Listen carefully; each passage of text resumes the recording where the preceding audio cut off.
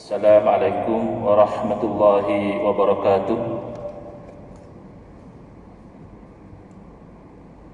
Tak apa dengar jawapan. Sebab bagi salam sunat, jawab salam wajib. Elok diperdengarkan yang wajib. Sekali lagi ya. Assalamualaikum warahmatullahi wabarakatuh. Alhamdulillah. Mungkin kurang tidur semalam. Ada yang tak tidur semalam. Muka surat berapa ya? Ada tanda. Kalau saya bawa naskah baru, kitab yang lama hilang. 125. Bismillahirrahmanirrahim. Alhamdulillahirabbil alamin. Wa afdhalus salati wa atamut taslimi ala sayyidina Muhammadin wa ala alihi wa sahbihi ajmain. Rabbi shrah li sadri wa yassir li amri wahlul 'uqdatam min lisani yafqahu qawli. Subhanaka la ilma lana illa ma 'allamtana innaka antal alimul hakim. Allahumma akhrijna min zulumatil wahmi wa akrimna bi nuril fahmi waftah 'alaina bi ma'rifatil ilmi wa sahhil akhlaqana bil hilm. Waj'alna mimman yastami'una al-qawla fayattabi'una ahsana. Allahumma ati nufusana taqwaha wa zakkiha anta khairu man zakkaha anta waliyuha wa maulaha. Allahumma arinal haqqa haqqan warzuqna ittiba'ah wa arinal batila batilan warzuqna ijtinabah. Allahumma anfa'na bima 'allamtana wa 'allimna ma yanfa'una wa zidna ilman wa huda amma ba'd. Alhamdulillah, muslimin muslimat, hadirin hadirat yang saya hormati, moga-moga kita semua dirahmati dan diberkati oleh Allah Subhanahu wa taala, dan moga-moga kita semua dikurniakan oleh Allah Subhanahu wa taala kefahaman yang baik di dalam urusan agama dan keikhlasan yang mantap di dalam menuju ridha Allah Subhanahu wa taala. Dan sama-sama kita doakan moga-moga negara kita dikurniakan oleh Allah taala, dipimpin oleh orang-orang yang beriman dan bertakwa kepada Allah Subhanahu wa taala. Alhamdulillah, hari ini insya-Allah kita akan menyambung pengajian kuliah subuh bulanan hari Ahad yang ke-3. Anjuran Masjid UK Perdana menggunakan kitab Kekeliruan Umat, inilah jawapannya.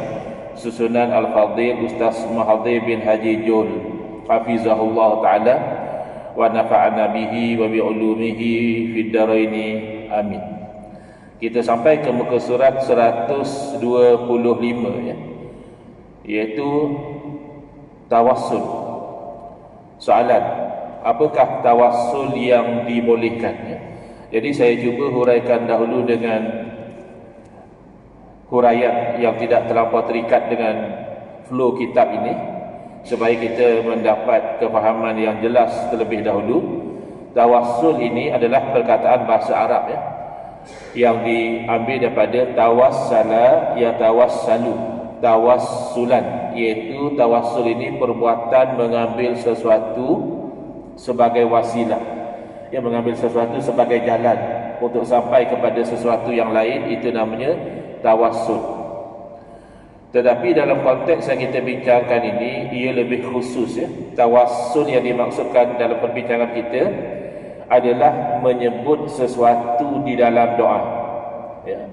Menyebut sesuatu yang baiklah ya, di dalam doa, dengan tujuan menjadi sebab perkenan doa daripada Allah Subhanahu wa taala.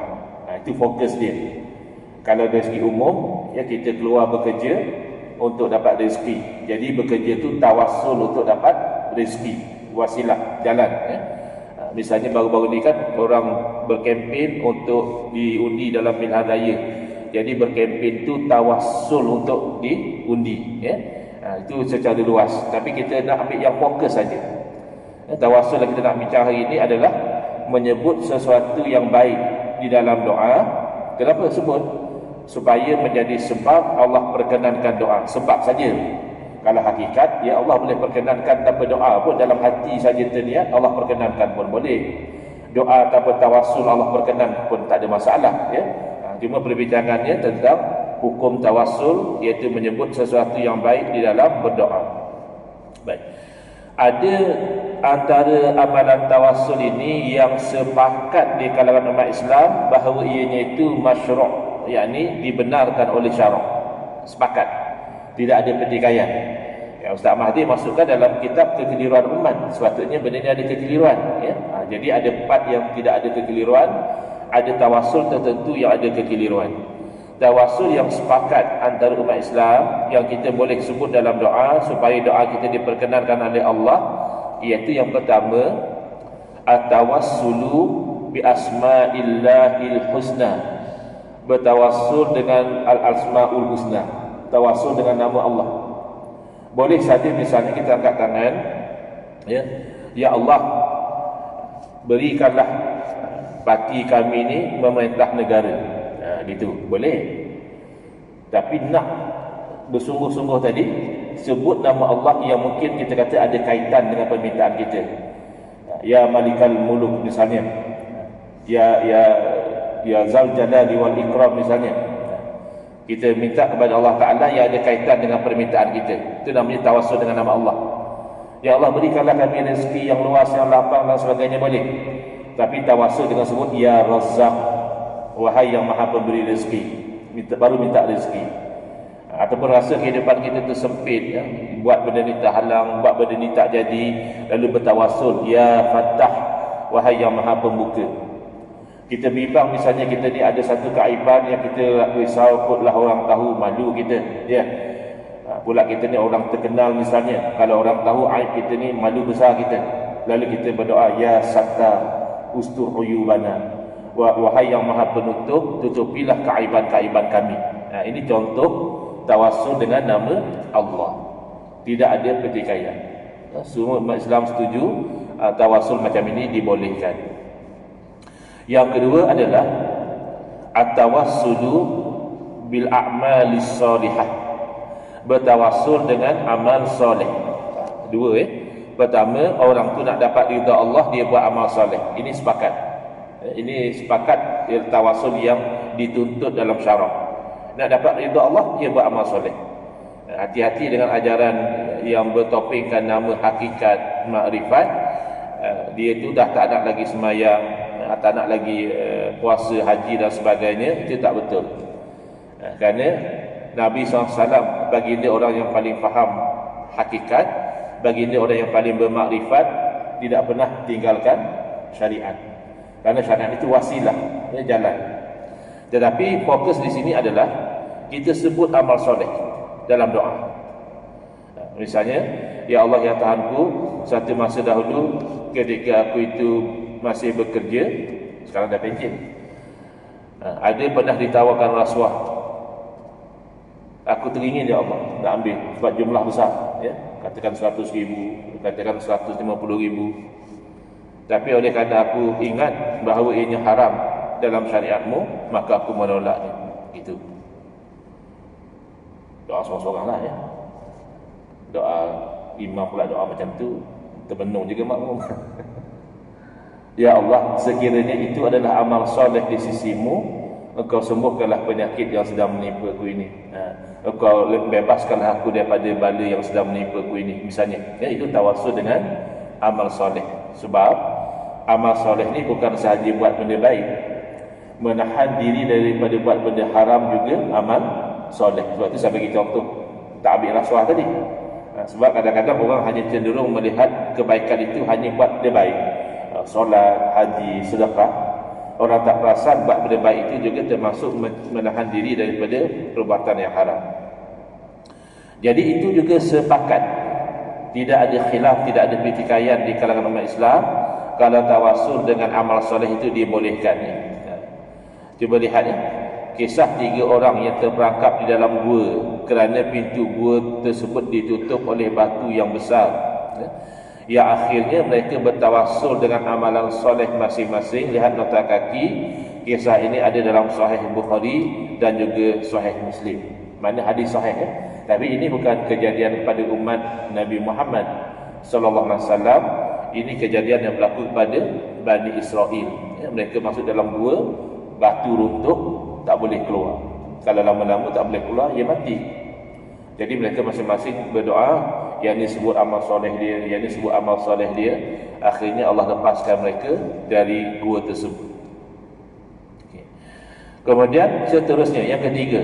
Yang pertama, tawassul dengan nama Allah. Kedua, tawassul dengan amal soleh. Yang ketiga, tawassul dengan orang soleh. Kita sebut, ya Allah, dengan berkat Syekh sekian, ya Allah dengan berkat Nabi Muhammad sallallahu alaihi wasallam, dengan kemuliaan Nabi dan sebagainya. Maka tawassul dengan amal soleh ini secara umumnya juga dibenarkan. Ya. Umat Islam sepakat boleh tawassul dengan amal soleh. Tapi dengan orang soleh. Tetapi berlaku di situ pertikaian di zaman kita ni oleh golongan Wahabi, ya. Kerana mereka taklid pada Al-Imam Ibn Taymiyah. Ya. Al-Imam Ibn Taymiyah beliau bukan Wahabi.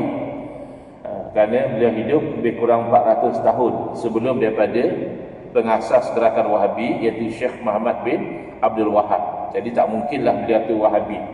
Kerana takrif Wahabi adalah orang yang mengikut manhaj Syekh Muhammad bin Abdul Wahab. Beliau hidup dahulu. Beliau meninggal 400 tahun lepas tu baru gerakan Wahabi ditubuhkan ataupun terbentuk. Jadi tak mungkin beliau Wahabi. Cuma Wahabi sangat kagum dengan Al-Imam Ibn Taymiyah. Al-Imam Ibn Taymiyah ni ibarat ulama yang menjadi idola golongan Wahabi. Jadi di situ ada perbezaannya. Iaitu di sisi kita, umat Islam Ahli Sunnati wal Jamaah, tawassul dengan orang soleh ini dibolehkan tanpa melihat, ya, sama ada orang soleh itu masih hidup ataupun telah meninggal dunia. Kenapa?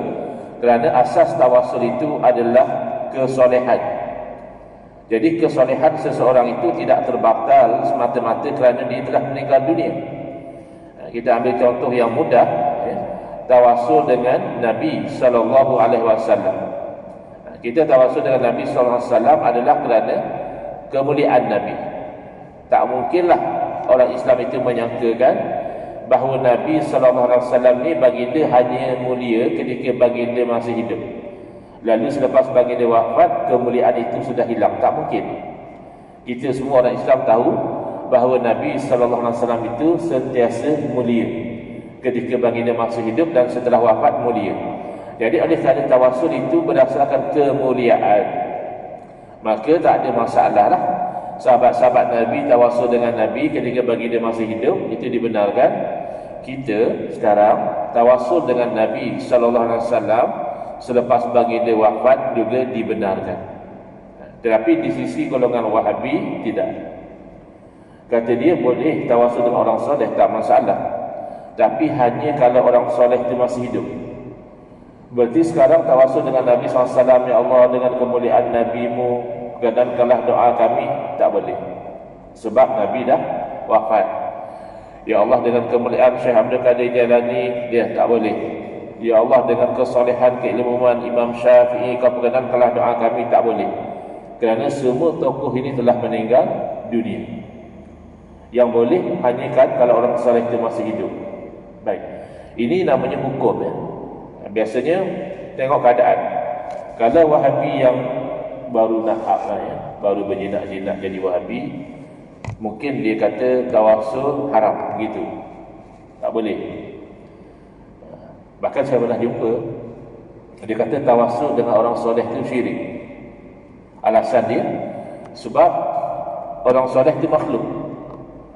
Kalau kita tawassul dengan orang soleh, jadi kita menjadikan makhluk sebagai perantaraan. Dalam kita berdoa kepada Allah, makhluk itu jadi wasilah, perantaraan. Menjadikan makhluk sebagai wasilah dalam doa, itu syirik. Kata dia lah. Tak betul. Sebab dia sendiri menerima tawassul dengan amal soleh. Dia ni yang kata syirik tawassul dengan orang soleh ni, dia terima tawassul dengan amal soleh boleh. Tapi amal soleh bukankah makhluk? Amal soleh makhluk. Dalam Al-Quran jelas Allah sebut, wallahu khalaqakum wa ma ta'malun. Allah lah yang menciptakan kamu dan apa yang kamu amalkan, soleh ke tak soleh, ya, yang namanya amalan itu adalah makhluk. Jadi apa satu justifikasi tawassul dengan satu makhluk yang namanya amal soleh, bagus, tak ada masalah. Tawassul dengan satu makhluk lain namanya orang soleh, itu haram. Apa justifikasi dia? Padahal sama-sama common denominator dia adalah kesolehan. Bahkan orang soleh pun jadi soleh kerana amal soleh. Jadi tawassul dengan orang soleh sebenarnya berkaitan dengan amal soleh dia. Ya. Jadi ini saya katakan, kalau Wahabi yang baru nak up lah, mungkin dia kata syirik. Sebab saya pernah jumpa tu yang saya berani kata. Tapi kalau Wahabi yang mengaji, yang ada ilmu, dia biasa tak akan kata macam itu. Dia akan kata tawassul dengan orang soleh yang telah meninggal dunia khilaf, kata dia. Khilaf di kalangan ulama. Yang rajih, yang kuat adalah haram. Ini juga batil. Dakwaan ini juga tak betul. Sebab pandangan yang mengatakan haram tawassul dengan orang soleh yang telah meninggal dunia itu adalah pandangan Al-Imam Ibn Taymiyah yang hidup pada kurun ke-8, dan pandangan beliau ini berlaku setelah ijma' para ulama tak kurang daripada 700 tahun tidak memperdikaikan tawassul baik dengan orang soleh yang masih hidup atau yang telah meninggal dunia. Berarti fatwa beliau melanggar ijma'. Pelanggaran ijma' automatik membatalkan fatwa itu. Kerana siapa yang belajar usul fiqh, dia akan tahu ijma' apabila telah berlaku tak boleh dibatalkan oleh ulama' yang datang kemudian. Ijma' itu benteng. Jadi nak kata khilaf ni kalau memang benda tu khilaf, macam isu baca kunut subuh, itu memang dari awal lagi khilaf. Ulama' tak serius kata. Ada yang kata sunat, ada yang kata tak sunat, iaitu khilaf. Soal pewarisan datuk, kalau ayah mewarisi adik-beradik terhijab, adik-beradik si mati terhijab. Tapi kalau datuk mewarisi, adakah adik-beradik terhijab juga ataupun masih boleh mewarisi? Khilaf sejak zaman sahabat lagi. Itu namanya khilaf. Tetapi soal tawassul ni tidak ada khilaf lebih kurang 700 tahun lebih. Tiba-tiba Ibn Taymiyah bawa fatwa yang berbeza, maka fatwa beliau itu tertolak. Jadi nak kata khilaf, apatah lagi nak katakan pandangan itulah yang rajih, itu misrepresentation of facts. Tak betul. Yang betul itu adalah ijma' di kalangan para ulama. Khilaf itu khilaf yang datang kemudian, tak ada yang mikir sepatutnya.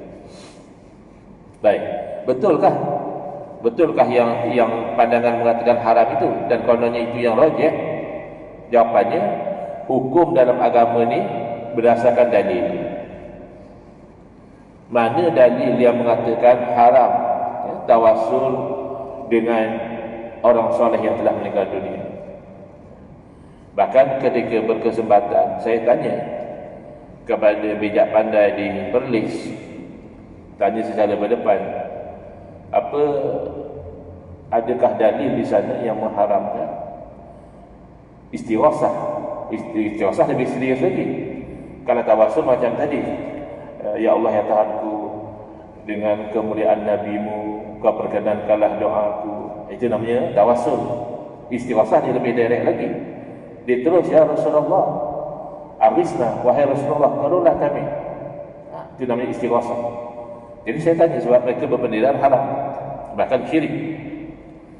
Jadi saya tanya, ada atau tidak dalil yang mengharamkan istighasah dengan orang mati? Jadi yang berkenaan jawab, dalil banyak ya, dalam Quran semua. Saya tanya, bawa satu lah. Kata ada banyak. Satu, saya nak dengar satu je dalil. Sampai sudah tak lagi. Kok lupa? Balonlah manusia kan lupa. Ada lebih kurang 14-15 orang lagi bijak pandai yang lain. Takkan seorang pun tak boleh pakat terlupa semua. Kata dalil banyak. Katalah ada 10 dalil. Takkan satu daripada 10 tak boleh sebut. Hakikatnya tak ada. Itu realitinya. Kalau ada, bawa. Yang ada syubhatul dalil. yang ada sangkaan bahawa itu adalah dalil. Apa dia? Iaitu Sayyidina Umar bin Al-Khattab radhiyallahu anhu. Cuba lihat di muka surat 125 bertawassul dengan Al-Abbas, iaitu bapa saudara Nabi sallallahu alaihi wasallam. Iaitu kata Sayyidina Umar, ini istisqa, minta hujan. Lalu Sayyidina Umar dalam doa menyebut, Allahumma inna natawassalu ilaika bi ammi nabiyina. Ya Allah, sesungguhnya kami bertawassul kepadamu dengan bapa saudara kepada nabimu. Jadi mereka mendakwa inilah bukti tak boleh tawassul dengan orang mati. Sebab kalau boleh tawassul dengan orang yang telah meninggal dunia, kenapa Sayyidina Umar tawassul dengan bapa saudara Nabi? Kenapa tak tawassul dengan Nabi direct? Sebab bapa saudara Nabi masih hidup. Nabi SAW dah wafat. Dakwa mereka begitu, ya. Jadi dalam doa ni lebih panjang lagi sebenarnya. Sayyidina Umar mengatakan, ya Allah, dahulu kami tawassul kepadamu dengan nabimu, kau telah beri hujan kepada kami. Sekarang kami bertawassul kepadamu dengan bapa saudara kepada nabimu, tolonglah beri hujan kepada kami. Jadi kata mereka, itulah bukti tak boleh tawassul dengan orang mati. Pertama, langsung tidak ada dalam kisah tersebut Sayyidina Umar mengatakan, oleh kerana Rasulullah telah meninggal dunia, maka kami itu terpaksalah bertawassul dengan bapa saudara. Tak ada. Ini hanya sangkaan dia. Dan sangkaan dia itu pertama dibatalkan oleh kata-kata Sayyidina Umar sendiri. Sayyidina Umar radhiyallahu anhu ketika menceritakan kepada orang ramai, menggalakkan mereka itu tawassul dengan Al-Abbas. Adakah Sayyidina Umar mengatakan tawassul dengan Al-Abbas kerana Nabi dah wafat? Tidak. Sayyidina Umar mengatakan bahawa Nabi SAW ketika hayat baginda melihat Al-Abbas ini sebagaimana anak melihat bapa. Apa maksud? Nabi hormat, Nabi muliakan Al-Abbas. Maka ikutlah sunnah Nabi kamu, muliakanlah Al-Abbas, jadikanlah dia sebagai wasilah kamu di dalam berdoa. Jadi alasan kenapa Sayyidina Umar tawassul dengan Al-Abbas bukan kerana Nabi dah wafat, tetapi kerana nak mengikut sunnah Nabi SAW, iaitu memuliakan Al-Abbas. Kerana pada ikut sunnah itu akan ada keberkatan. Doa itu sudah sunnah. Lagi memuliakan orang yang Nabi muliakan, itu juga sunnah. Kemudian Al-Abbas sendiri radhiyallahu anhu ketika berdoa juga mengatakan, ya Allah, manusia bertawassul kepadamu dengan aku. Orang ramai ini bertawassul kepadamu dengan aku kerana kedudukan aku di sisi Rasulmu. Maka perkenankanlah doa mereka, ya Allah. Jadi Al-Abbas itu mengaku kalau tawassul itu kerana Al-Abbas ini mulia di sisi Nabi, maka umat bertawassul dengan Al-Abbas, bukan kerana Nabi SAW dah wafat. Itu pertama. Yang kedua, golongan Wahabi sendiri suka menslogankan ikut salaf. Kita dalam beragama ni, kita ikut panduan dari salaf, iaitu generasi awal umat Islam. Jadi ini betul, slogan ni betul, iaitu kerana salaf ini mereka yang lebih faham agama berbanding dengan khalaf. Kalau sahabat Nabi kan murid-murid Nabi, takkan kita tak nak ikut kefahaman mereka. Mereka mengaji dengan Nabi, mereka yang lihat Nabi, mereka yang dengar kata-kata Nabi. Jadi sahabat Nabi sendiri, iaitu Utsman bin Hunayf radhiyallahu anhu, mengajar doa tawassul kepada seorang lelaki untuk diamalkan ketika Sayyidina Utsman bin Affan radhiyallahu anhu menjadi khalifah. Maknanya sahabat Nabi faham, tak ada masalah. Nabi hidup ke Nabi wafat, sebut yang mulia itu bagus. Nabi itu mulia, bukan Nabi hidup saja mulia. Jadi kefahaman sahabat Nabi yang lebih kita nak ikut ke kefahaman Wahabi. Itulah kita ikut kefahaman sahabat Nabi. Kalau haram bertawassul dengan orang telah meninggal dunia, takkan sahabat Nabi ajar buat benda haram. Jadi sebenarnya tak ada dalil, semata-mata kerana ta'assub, tak mahu tinggal fatwa Ibn Taimiyah, itu saja. Kalau ada dalil, tak ada. Cuba lihat lagi, ya.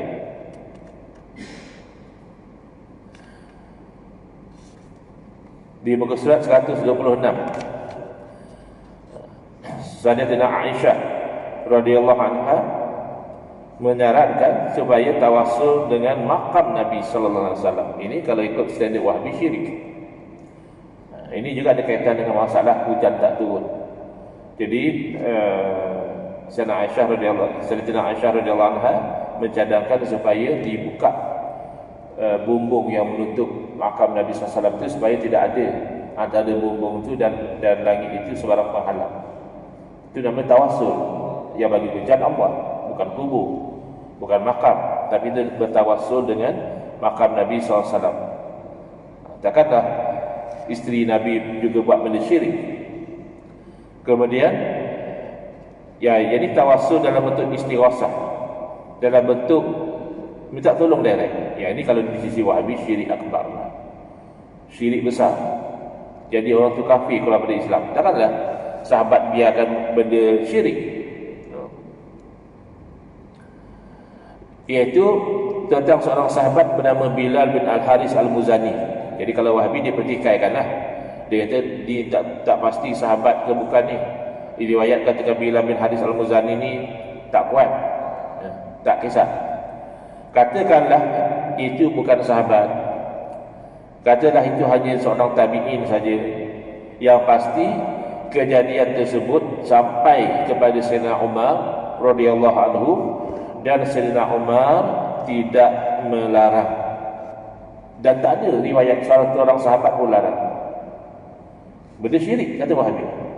Minta tolong dengan Nabi selepas Nabi wafat syirik. Sayyidina Umar relax je, dapat tahu orang buat benda syirik. Sahabat lain diam, dia dapat tahu ada orang buat benda syirik kat makam Nabi. Dia tak mungkin, mustahil. Jadi kalau ikut riwayat ini, yang buat tu sahabat sendiri. Itu Sayyidina Bilal bin Al-Haris Al-Muzani radhiyallahu anhu datang ke makam Rasulullah SAW ketika musim kemarau, iaitu pada zaman pemerintahan Sayyidina Umar Al-Khattab radhiyallahu anhu. Lalu beliau berkata, "Ya Rasulullah, istasqi li ummatik fa innahum qad halaku." Wahai Rasulullah, tolonglah minta hujan buat umatmu, kerana sesungguhnya mereka itu sudah binasa. Maknanya akibat kemarau tu berlaku kematian, kebuluran dan sebagainya. Jadi istighosah dengan Nabi SAW. Jadi kalau istighosah sebegini pun tidak dihukum haram, apatah lagi syirik oleh para sahabat. Adakah Wahhabi lebih faham agama berbanding sahabat Nabi? Tak mungkin. Cuba lihat lagi keterangan apa yang dilakukan oleh Bilal ini. Bukan Bilal bin Rabah, Bilal bin Al-Haris Al-Muzani radhiyallahu anhu tidak dibantah oleh Sayyidina Umar radhiyallahu anhu dan para sahabat lainnya. Bahkan mereka menganggap perbuatan tersebut sesuatu yang baik. Bertawassul dengan selain daripada yang disebutkan seperti riwayat daripada Utbah bin Ghazwan radhiyallahu anhu, Rasulullah bersabda, "Jika salah seorang di antara kamu kehilangan sesuatu atau memerlukan sesuatu pertolongan, sedangkan dia berada di satu tanah yang tidak ada penghuninya." Kalau di negara Arab mungkin berada di padang pasir, tak ada orang. Kalau di tempat kita ni, entah di mana kita dalam perjalanan, kereta breakdown ke apa, jalan tu tak ada orang lalu. Jadi macam mana kita nak dapat pertolongan tadi? Nabi SAW ajar kita menyeru, "Wahai hamba-hamba Allah, tolonglah aku." Kenapa tak minta direct dengan Allah? Ya, minta dengan Allah tu hakikat. Minta dengan hamba Allah ni tawassul sebab. Kenapa minta dengan hamba-hamba Allah? Nabi SAW menerangkan, sesungguhnya Allah mempunyai hamba-hamba yang tidak kita lihat. Maknanya walaupun kita tak nampak, tapi ada hamba-hamba Allah yang kita tak nampak, yang secara sebabnya menolong kita. Secara hakikat apapun Allah. Jadi apapun siapa yang bentuk kerajaan nanti tak bentuk lagi kan. Secara hakikat kita kena redha. Walaupun secara asbab kita tak setuju kan. Hakikat kita kena redha. Allahumma malikal mulki tu'til mulka man tasha. Ya Allah yang memiliki kerajaan, Engkau yang beri kerajaan pada siapa yang Kau kehendaki. Bila dah terlantik tu ada takdir Allah di situ kan. Soal nak usaha lagi lepas itu cerita lain. Apa yang berlaku tu kita faham hakikatnya adalah daripada Allah.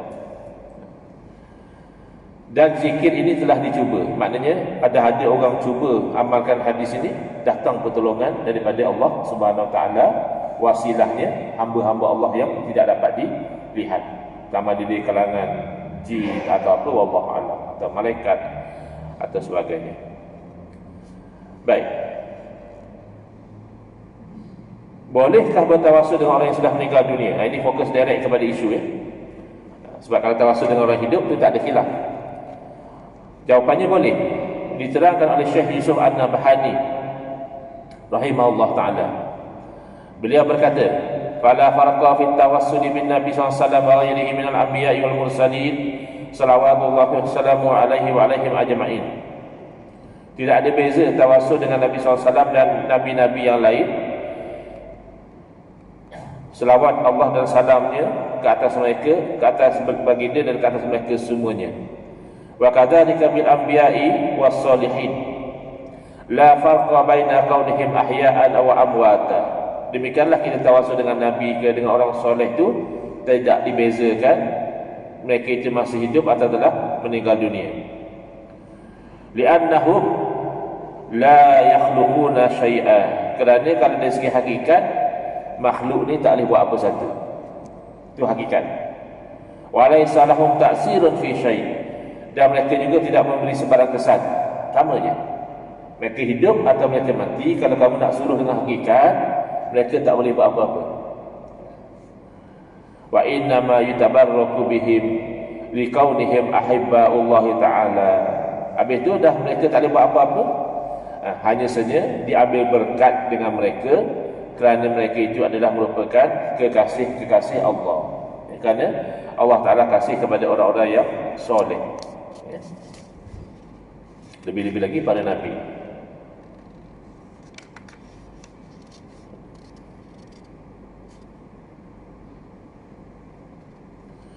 Bahkan ini yang pelik, Al-Imam Ibn Taymiyah pun sendiri ada tempat-tempat dia pun mengaku. Ini satu benda yang agak ketara lah bagi orang yang mengkaji fatwa-fatwa Al-Imam Ibn Taymiyah atau tulisan-tulisan beliau. Kadang-kadang di satu kitab lain pendirian beliau, di kitab yang lain pula. Jadi salah satu contoh pendirian beliau yang selari dengan pendirian Ahli Sunnati wal Jamaah adalah dalam kitab Iqtidas Siratil Mustaqim. Kata Al-Imam Ibn Taymiyah, "Wala farqa bainal hayy wal mayyit kama za'ama ba'dhum." Dan tidak ada beza antara yang hidup atau yang mati sebagaimana yang didakwa oleh sebahagian. Faqad sahha an ba'dis sahabati annahu amara ba'dal muhtajina ay yatawassalu bihi sallallahu alaihi wasallam ba'da mautihi fi khilafati Utsman radhiyallahu anhu wa tawassala bihi fa qudiyat hajatuhu kama zakarahu Tabrani. Telah sahih riwayat bahawa ada sahabat yang menyuruh sebahagian daripada orang yang berhajat supaya bertawassul dengan Nabi sallallahu alaihi wasallam selepas kewafatan baginda, iaitu pada zaman khilafah Utsman bin Affan radhiyallahu anhu. Lalu lelaki itu bertawassul dan ditunaikan oleh Allah hajatnya. Kalam Ibn Taymiyah sendiri. Baik.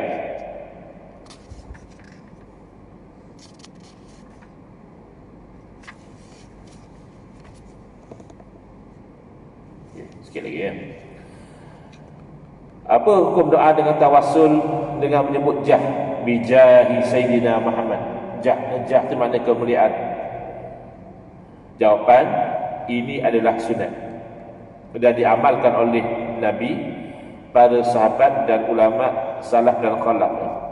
Nabi SAW pernah tawassul dengan orang mati. Kita tak faham kenapa Wahabi kata tak boleh. Bila Nabi SAW selesai menkebumikan ibu saudara baginda, yang mana merupakan isteri kepada Abu Talib, iaitu Fatimah binti Asad radhiyallahu anha. Kita fahamlah Nabi SAW ni kan masa kecil lagi ibu dah meninggal, yang banyak jaganya pak saudara. Jadi isteri pak saudara tu dah macam mak sendirilah. Jadi Nabi hormat betul lah pada Fatimah binti Asad ni. Selepas dikebumikan, Nabi berdoa Antara yang Nabi doakan, Allahumma bihaqqi wa bihaqqil anbiya'i min qabli. Ya Allah, dengan hak aku. Nabi bertawassul dengan diri baginda sendiri, dan hak para Nabi sebelum daripada aku. Kan para Nabi sebelum daripada Nabi SAW semua dah wafat, kecuali Nabi Isa AS. Yang lain semua dah wafat. Jadi berarti Nabi SAW tadi tawassul dengan orang yang telah meninggal dunia. Takkanlah Nabi buat benda haram. Waktu riwayat tu tak kuat. Ya, kamu pandai pula ketika riwayat kuat tak kuat. Yang kamu riwayat apa pun tak ada. Satu riwayat pun tak ada yang mengharamkan tawassul dengan orang mati. Tak boleh pula kamu pegang beriria. Yang kita pelbagai riwayat dari zaman Sayyidina Osman dan itu dan ini, pandai pula kamu kata tak kuat. Dia bukan hadis yang palsu, dia hanya menguatkan apa yang sudah sedia maklum, iaitu tawassul dengan orang soleh dibenarkan. Kamu nak keluarkan daripada orang soleh ke orang mati. Orang soleh yang dah mati tak boleh tawassul dengan mereka. Kamu yang tak ada dalil. Imam Syamsuddin Abul Abbas Ar-Ramli, Imam Ar-Ramli, ulama besar mazhab Syafi'i, pengarang Nihayatul Muhtaj, berdoa di akhir kitab, wallahu as'alu bi rasulihi wa atawassalu al yantafi'a bihi kama nafa'a bi aslihi. Ini ulama besar mazhab Syafi'i dalam kitab ini bertawassul dengan Nabi sallallahu alaihi wasallam. Demikian Syekhul Islam Ibrahim Al-Bajuri, seorang ulama tauhid, dalam muka surat terakhir kitabnya Kifayatul Awam, berdoa, wallahu as'alu an yakuna lizunubi ghafiran bijahi sayyidi waladi Adnan. Dan kepada Allah lah aku memohon supaya mengampunkan dosa-dosa dengan jah penghulu anak Adnan, iaitu Nabi SAW. Baik, siapakah para imam dan hufaz yang membolehkan tawassul? Surat 130. Antaranya, ramai, antaranya Imam Malik, Imam Syafi'i, Imam Ahmad bin Hanbal, Imam Al-Hafiz Al-Baihaqi, Imam Jalaluddin As-Suyuti, Imam Nawawi, Imam Ibn Katsir, Imam Ibn Hajar Asqalani, dan ghairuhum katsir rahmatullah alaihim ajma'in. Okey. Dua muka surat lagi. Dah baru. Next insya-Allah ya. Hukum mengkafirkan orang yang bertawassul dengan kemegahan Nabi SAW. Ada orang kata kafir. Maka Darul Ifta Misriyah, pusat fatwa negeri Mesir, telah menjawab, amma takfiru man tawassala bi jahi Nabi SAW fi du'a fa huwa 'ala al-haqiqati takfiru lisawadil azam min ulama'il ummah. Adapun sikap mengkafirkan orang yang bertawassul dengan jah Nabi SAW di dalam berdoa, itu pada hakikatnya mengkafirkan majoriti ulama. Kerana ulama-ulama banyak bertawassul dengan jah Nabi, dengan kuliah Nabi. Li'anna tawassula bihi sallallahu alaihi wasallam mimma ajma'at alaihi mazahibul a'immatul arba'ah. Kerana bertawassul dengan Nabi SAW ini adalah sesuatu yang ijma' mazhab yang empat. Jadi Wahabi mengaku ikut Hambali. Sebab tu jangan petikai. Sebenarnya mereka sempit. Di kalangan salah dia pilih Ahmad bin Hanbal. Padahal salah ramai. Ahmad bin Hanbal rahimahullah ta'ala salah seorang. Kemudian dalam mazhab Imam Ahmad bin Hanbal mereka pilih Ibn Taymiyah. Padahal ulama-ulama mazhab Hambali ramai, bukan Ibn Taymiyah seorang saja.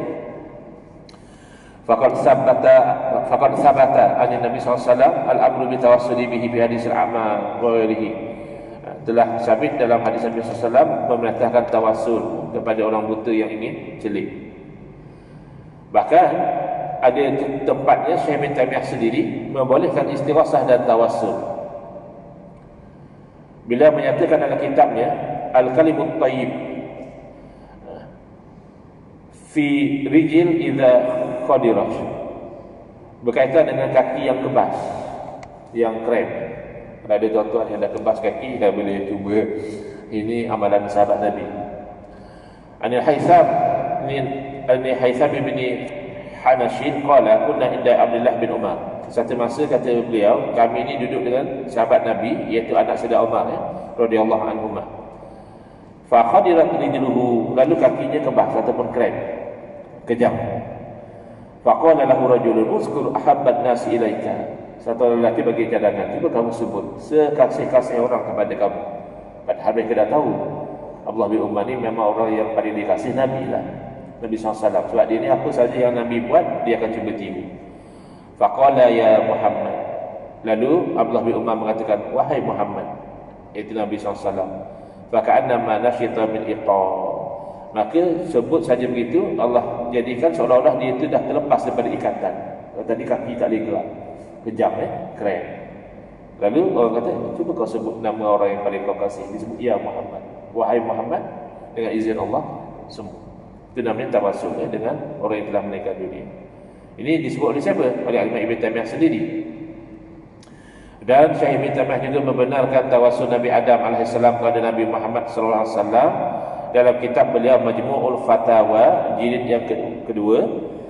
Syekh Ibn Taymiyah meriwayatkan 2 hadis yang dijadikan sebagai bukti boleh bertawassul dengan Nabi SAW, iaitu Nabi Adam sendiri ketika memohon kepada Allah Ta'ala menyebut dengan Nabi Muhammad SAW. Saya ditanyakan, macam mana tahu tawassul dengan Nabi Muhammad ni? Nabi Adam menjawab, iaitu ketika ditiupkan roh itu, Nabi Adam melihat tertulis nama Muhammad di bawah arasy. Jadi ada nama Allah dan nama Muhammad, dan tidak akan digantikan begitu kecuali orang yang Allah kasih. Jadi Nabi Adam pun sudah faham konsep tawassul dengan Nabi Muhammad sallallahu alaihi wasallam. Jangan kita sampai tidak memahami konsep tersebut. Next, insya-Allah di muka surat 133, makna tabarruk. Ada sebarang soalan kalau saya mampu jawab? Boleh ke tawassul nak supaya Perdana Menteri pilihan kita tunai? Ya boleh. Soalnya ramai nanti tawassul macam-macam yang mana Allah perkenankan kita tak tahu. Bismillahirrahmanirrahim. Alhamdulillahirabbil alamin wassalatu wassalamu ala asyrafil anbiya'i wal mursalin wa ala alihi washabbihi ajmain. Allahumma shrah sudurana wa asil akhlaqana wa azim ajurana wa nawwir qulubana bi nuri hidayatika kama natarada bi nuri syamsika abadan abada bi rahmatika ya arhamar rahimin. Walhamdulillahirabbil alamin. Amin ya rabbal alamin. Wal aqwa minkum.